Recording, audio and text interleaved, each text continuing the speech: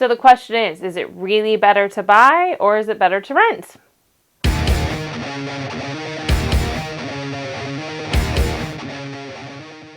Hey guys, Sarah Carman here, your not-so-secret agent. Today we're going to compare renting versus buying and give you a little insight to see which one might be better for you.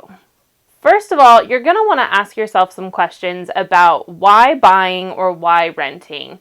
Everyone's situation is a little bit different, so sometimes renting can be better and sometimes buying can be better. It just depends on where you are at in your life at this moment. So let's talk about it.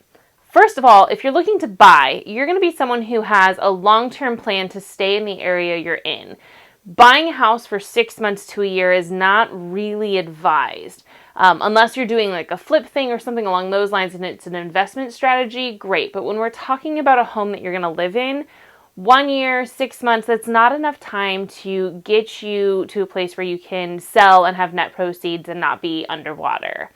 So somewhere, if you're going to be staying there for a long time, maybe 2, 5, 10 years, that is the perfect time to buy when you know that you've got an establishment.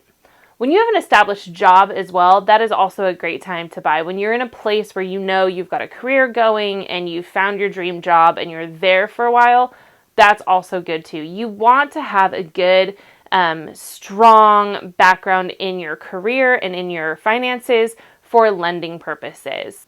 Another reason that you might want to consider buying is tax deductions. So as you own your home, there are things you can write off, and that really helps bring down your taxable income.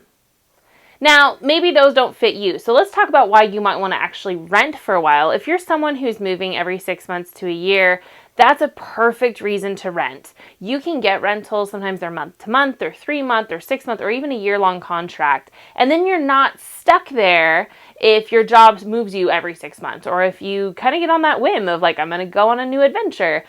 It's perfect for those people who are living somewhere short term. Rental is also good for someone who doesn't have the credit it takes to buy a house. So you can rent somewhere and work on that credit until you can get to a place where you can buy. It may also be someone who's not necessarily job secure. So maybe you are someone who works in the temp industry and you're kind of floating between job to job to job, or you haven't quite figured out what you want to do. Let's be real. I didn't start real estate till I was in my 30s. It took me that long to figure out what I wanted to do. So if you're in that same boat, no harm, no foul. It might be better to rent though until you land that dream job. So on top of asking yourself the why, you might want to compare some pros and cons. So believe it or not, there are some pros to renting. Number one, of course, is, as I said, there's not a long-term commitment. You can live there for 6 months, you can live there for a year. So this might actually be good if you're like scoping out an area. Say you just moved to Washington or to the Portland area for a job, and you're just not sure which neighborhood you want to live in or even which side of the river you want to live in. You can rent for 6 months and get a feel for the neighborhood, get a feel for the area, and then pick an area to buy into. So that short-term contract may work for some. I know back when my husband was in the military, short-term contracts were great for us because we moved, because he got stationed new places. So that's a pro if you are somebody who's moving constantly. Another pro is that you don't have any maintenance to take care of, like none. If your sink starts leaking, you call the maintenance person. If you have some sort of critter, you call your property manager. If there is a window that gets broken, you call the landlord. Like somebody else is taking care of all of those maintenance costs. You don't have to worry about any of it. The HVAC is getting taken care of. The heater is getting taken care of. You don't have to worry about it. It's just getting done for you. And that can be a great thing. While there are pros in renting, there are also some cons. One of those being that your rent can in fact go up quite often and quite a bit without any rhyme or reason to it. It just goes up. Now, on the side note with that, realize that you're also putting money into your landlord's pocket. This isn't money that's coming back to you. You're paying them. They're getting the benefits. They're getting the tax write-offs. They're getting all of that stuff. So the money that you give them is going straight into their pocket. You're not getting any investment. So your rent is going up and it's not going into your pocket. That's like a huge, that can be grating on someone for renting.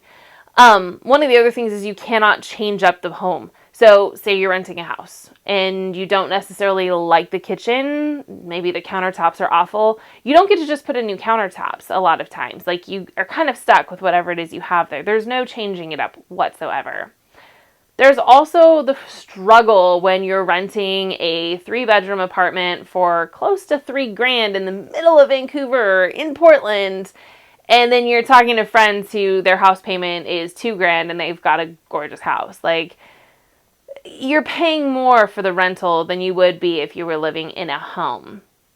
So those can be some of the cons to renting. Now, we just dogged on renting, so let's dog on home owning for a little bit. Like, there are actually cons to owning your own home. First of all, you have to do all the maintenance. You are responsible for anything that happens within the house. If a pipe breaks, if the wind takes the roof off, if you've got a window broken, all that stuff falls on you.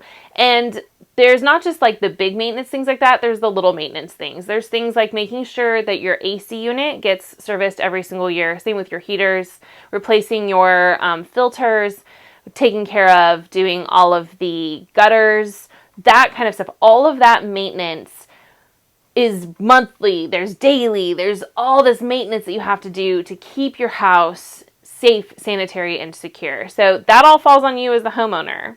Another con to the house is that it's a long-term commitment. So yes, house prices right now are skyrocketing, and there are some situations where you can buy a house and then in a year maybe sell it, but that's not always the case. And we don't know if that's going to stick around. So the reality is that when you buy a house, you're in it for 5, 10, 15 years. It's a long-term commitment. You are getting married to this thing. It's also a huge financial commitment. You have to have your down payment. You've got to be able to make the monthly payments. It's a 30-year, 15-year, who knows what your loan is, but it's not just like a car loan that's 6 years. It's 15, 30, long-term loan. So this is a long-term commitment. This is asking a lot of you.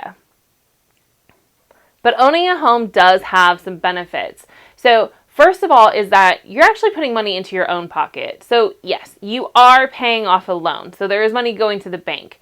But every payment that you make takes down what you owe on it, just that little bit. And for every year you own it and that money that it's taking off and then it's increasing in value, you're creating a little bit of space for net proceeds when you sell your home. So you're making an investment. This is something that's going to potentially return a little bit of money to you if all of your ducks line up in a row, should there not be a short sale or something along those lines. But for the most part, what you see is you're putting money into your own pocket. It's not going to a landlord. It's not going elsewhere. This money is coming back to you. Number 2 is that you get to personalize it. So again, we go back to the kitchen. If you hate the kitchen counters in your kitchen and you own your home, you can go down to Home Depot or Lowe's and you can buy a new kitchen, countertop and put it in, or you can order one to get put in. You can paint however you want to paint. You can paint whatever flowers in the front yard. You can put a new fence up. You can have a dog. You can have a cat. Like, you can do whatever you want within the legal guidelines of your neighborhood to your home. And that is kind of a big thing. Like, you can make your home your home. So how do you know if it's right time for you to buy? That's a great question. The best thing you can do is take your individual situation and look it over and say, okay, maybe, maybe not. Sit down with a realtor, talk to them, go over your thoughts, your concerns, your fears, your excitement, all that kind of stuff.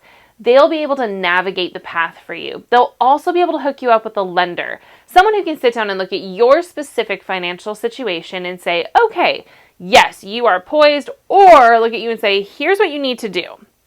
This is what we need to be able to get you into a home, and start that process. You can also be honest with a realtor and say, I really don't know if this is a good idea. And they may be able to look at it and look at you and say, you know what, maybe renting is better.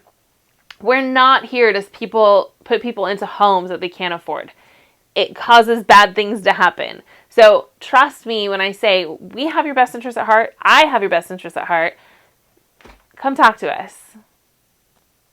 All right, guys, I'm Sarah Carman, your not-so-secret agent. Again, broker with ERA Freeman & Associates, serving the greater Portland metro area, and a broker with Columbia River Realty, serving the Southwest Washington area. I so appreciate you joining me today. If you haven't done so already, hit subscribe. Go ahead and check out this next video. If you have any questions, reach out to me and let me know in the comments. What do you prefer, renting or buying?